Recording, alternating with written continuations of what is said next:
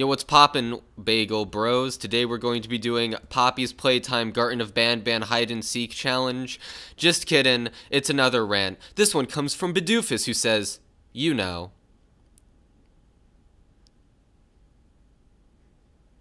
Yeah, that's the extent of what he requested.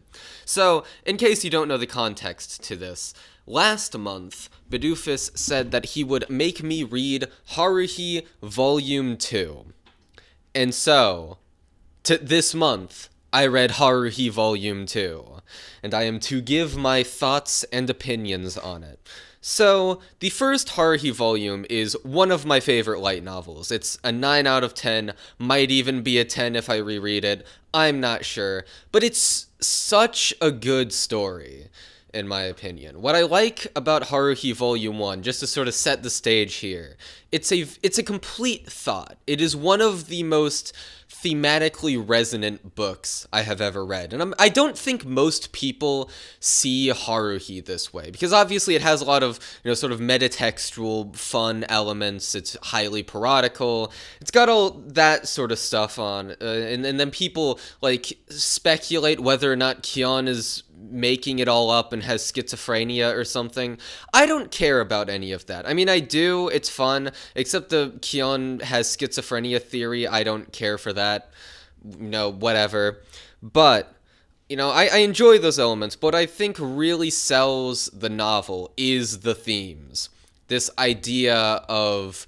The entire novel is essentially life is fun propaganda told through the eyes of an extreme cynic who just sarcastically and wryly, comments on everything with tons of snark, just sees himself as sort of a passive bystander to the things happening around him. But, it even works in the character interactions into the themes, where the character interactions being so funny are, in a way, the point of the story, where however crazy the sci-fi elements got, at the end of the day, it wouldn't be so fun if you didn't care about these people so much. And that's the point. It's supposed to be, this idea that Haruhi wants all this crazy shit to happen in her life, but at the end of the day, all she really wants, all that is really required to have a fun life is to talk to people and make friends and make good memories. And she, still hasn't learned that per se, but the message has been demonstrated. And by the end of the first volume, it was sort of implied that, hey, they'll get there. And perhaps in the most roundabout way possible, considering there's still 10 volumes left. But nonetheless, they're getting there. The message has been said, and I really like that about it. Now, I had no preconception that Volume 2 would even hold a candle to this, because I've seen the anime, except for Disappearance. I have not seen Disappearance. I should watch Disappearance, but I have not.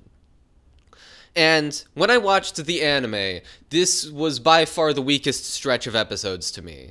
With Endless 8, I could skip over it. Obviously, from any point of view, Endless 8 is the worst arc in Haruhi, unless you're deranged, because some people are, and some people do defend Endless 8. No, Endless 8 is not worth defending. Watch the first 2 episodes, then skip to, the latter half of episode 8, you won't miss anything important. Yeah, nothing worthwhile happens in between that stretch. I skimmed all the episodes, I would know. Oh, except for that one shot. Oh god, I think it's the end of episode 6 or 7, one of the two. But it's near the end of the arc where it's the shot of the camera circling around the clock as it ticks. That shot is one of my favorite shots in anime, unironically. So, maybe you could say Endless 8 is worth it just for that one shot, but otherwise, skip it. But this is a stretch of episodes that I couldn't justify skipping, so I watched it, and when I first saw it, I was appalled. I thought it was one of the worst things I'd ever seen, because not only did I just not like Haruhi at that point in time, but it's also, kind of the weakest part of the source material. And after rereading it, you know, I like Haruhi now, right? And so my baseline enjoyment of it is far higher than it was back then. But I can definitely still say it's weak compared to the first volume. And probably still weak compared to what I imagine the third will be. Because the third, you know, my memories of the anime, granted these are like 4 years ago, I was 15 when I saw this show. But my memories of the source material that it's adapting is it's a bunch of short stories, and the entire crux of it is basically what will Haruhi's wacky supernatural god-adjacent powers do this time?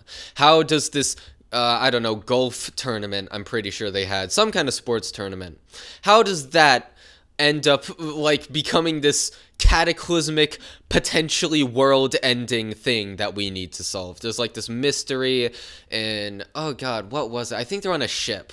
And it's like this mystery to do with that. But they're very vague memories at this point. Endless 8 is in the next volume.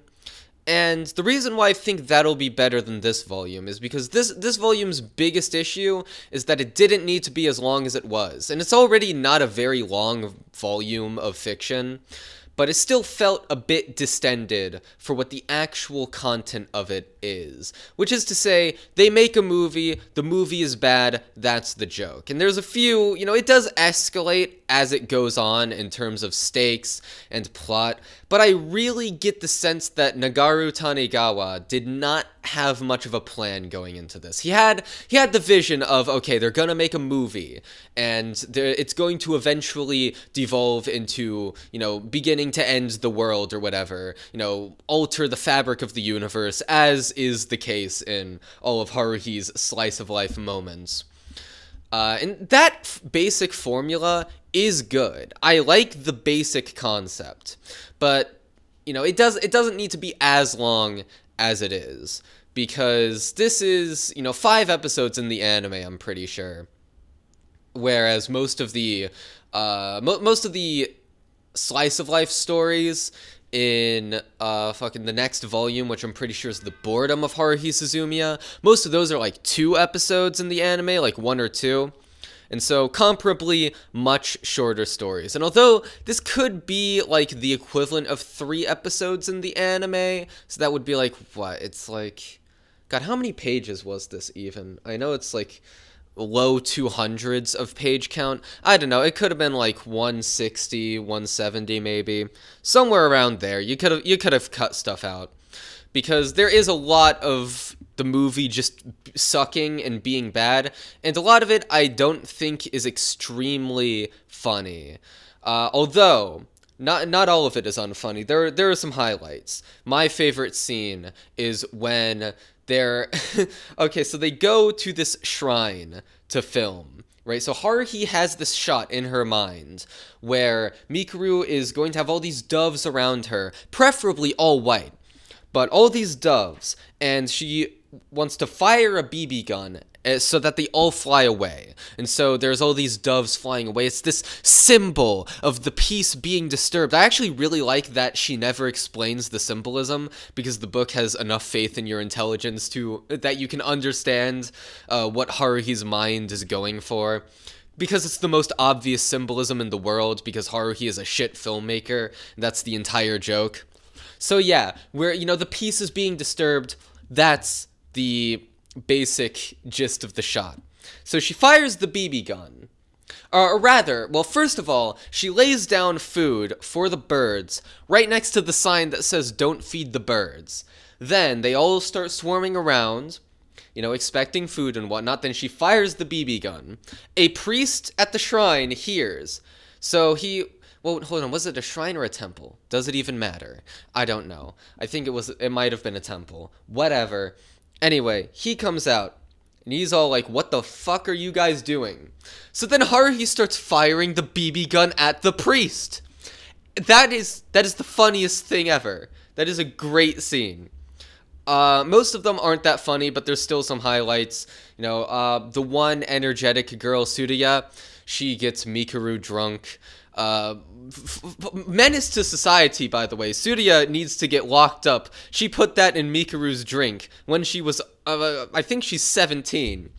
And without her knowledge. So yeah, Surya confirmed menace to society, confirmed, well, lock up Surya. But most of it is just the film being like more basically bad, you know. Although now that I think about it, you know, there are still entertaining antics coming to mind, like when the two side characters, Kunikita and don't remember the other guy's name, they're just Keon's fucking stupid friends, side characters. They don't matter. I'll never remember their names for more than like a week.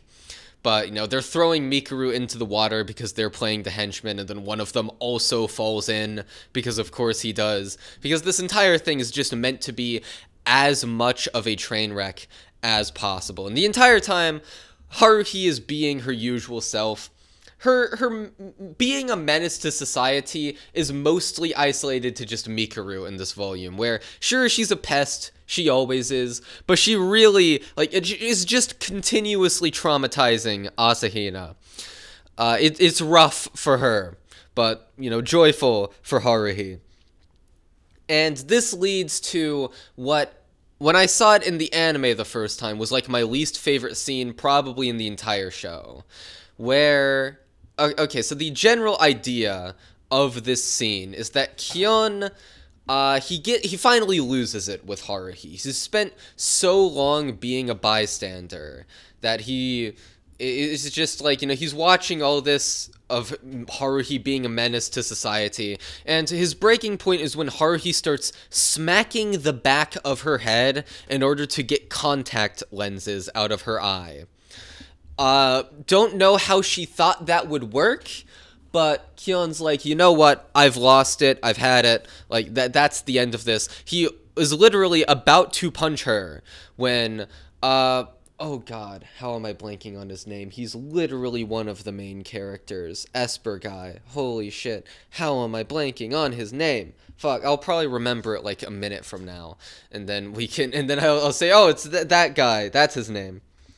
But whatever, he, you know, has to hold back Keon's hand from punching Haruhi in the face, which, to be fair, violence, never the answer. But also, Haruhi is like a menace, and she needs to get smacked in the face. My read of Haruhi is legitimately that she is a bad person. She is immoral. Most of the things she does on a daily basis are immoral. And, you know, she's not malicious, she's just so selfish that it's essentially the same thing as if she were malicious a lot of the time.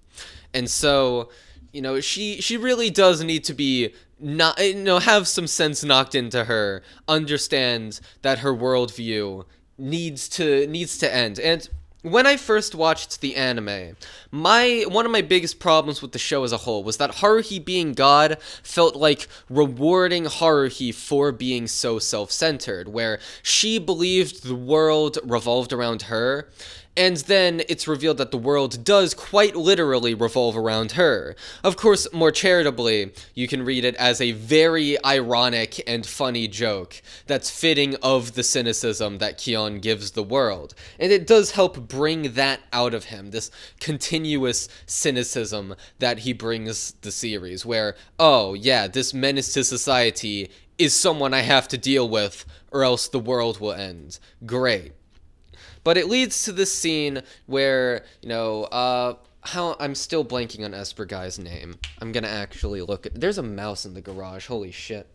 Wait, is there a mouse in the garage? I think it okay, I'm recording this in the garage, and it just, like, hid behind a cardboard box, I'm pretty sure. Okay, well, hopefully it doesn't give me rabies or whatever. Anyway, yeah, I'm tired of not remembering his name, so I'm gonna go do that. Da-da-da, da-da-da. Yeah, this is really boring, sorry. Koizumi. Yeah. Okay, Koizumi. Fuck, how did I forget that? Whatever. But anyway, Koizumi, he takes Keon out back and is like, Ayo, my guy, you need to appease her. You need to cheer her back up, because, you know, Haruhi, she ain't taking it too well. She's having a rough time. Because in her eyes, Keon is like the one person who always has her back, and also she's in love with him, and is very cute. But yeah, you know, she's wrecked from all this. So Keon, and granted, this scene isn't as bad as I remembered it being, but Keon is just like, you know what, I'm in a stupid mood right now. I'm going to acquiesce to Koizumi's demands, and he just tells Haruhi, let's go make that movie. And it ends up, okay, I don't know what happened, but I was recording, and then my Audacity shut off. I actually finished that entire rant, and then it shut off randomly, and now I'm pissed off. Oh, so yeah, I checked where I was. So it was at the part where I was explaining, fuck, I got set back so far. Whatever, if I don't explain things as well after this point, that's because Audacity screwed me over. Fuck Audacity, it turned off for no reason. But yeah, anyway, I'm also like staring right at it to make sure it doesn't shut off again. So, yeah, where I was, Keon is basically acquiescing to Haruhi's demands in order to make sure that she doesn't end the world through this movie.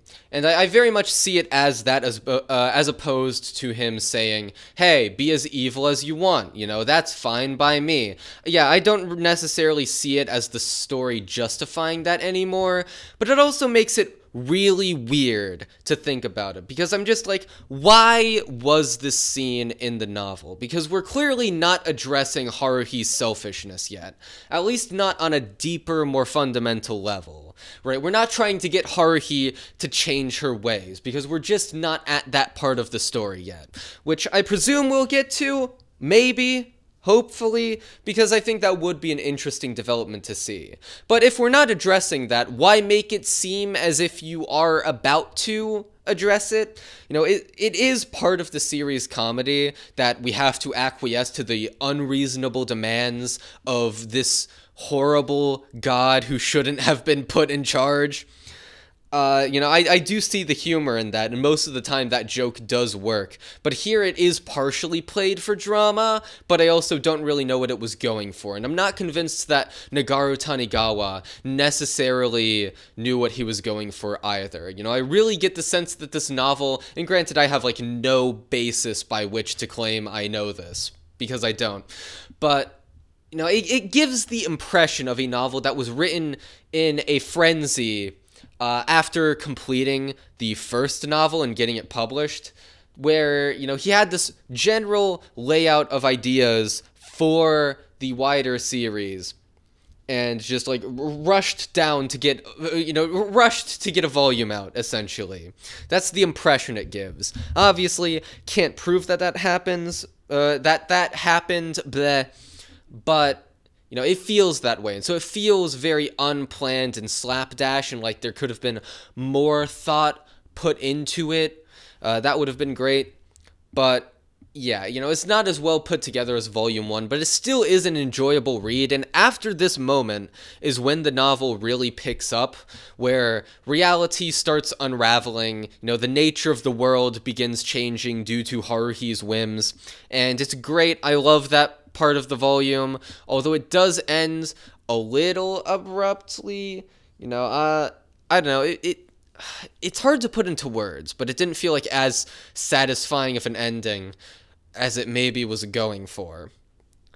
But, you know, at the end of the day, they do solve all the issues. I love the solution where she just has to say at the end, this movie is a work of fiction, because the explanation, and this is sort of the thing with all of the slice of life bits in Haruhi, where it's like Haruhi is doing something that will cause the world to end or the nature of reality to unravel. How do we fix this? And in this case, she's like conflating the movie and reality. And so things that happen in the movie and the logic it uses are becoming the real world. And so if she wants a talking cat in the movie, it appears in the real world. And in order to fix that, Keon has her say at the end, this is a work of fiction, it's not real, none of it is real, none of it actually happened, in order to convince both herself and the audience that it is, in fact, a work of fiction.